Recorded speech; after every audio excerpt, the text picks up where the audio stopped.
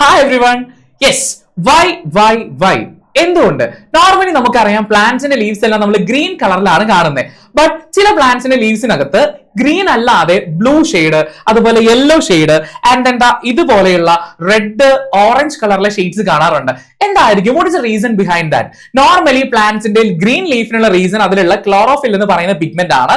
ഈ chlorophyll pigment, green കളറിലെ chlorophyll pigment കൂടാതെ പ്ലാന്റ്സിൽ ആക്സസറി പിഗ്മെന്റ് ആയിട്ടുള്ള കെറോട്ടിനോയിഡ്, സാന്തോഫിൽ പോലെയുള്ള ഡിഫറെന്റ് കളേഴ്സിലെ കളറിംഗ് പിഗ്മെന്റ് ഉണ്ട്.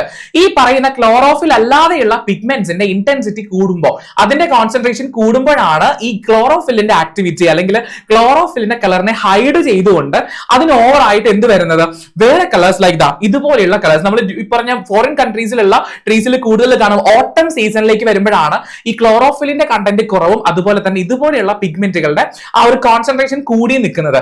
അതുകൊണ്ടാണ് ഓട്ടം സീസണിൽ നമുക്ക് ഈ കളറിലുള്ള ലീവ്സ് കൂടുതലായിട്ട് കാണാൻ പറ്റുക. സോ അഗൈൻ ഇതുപോലെയുള്ള ഇൻഫോർമേറ്റീവ് വീഡിയോസിനായിട്ട് സ്റ്റേ ട്യൂൺ ടു ന്യൂട്ടൺസ്.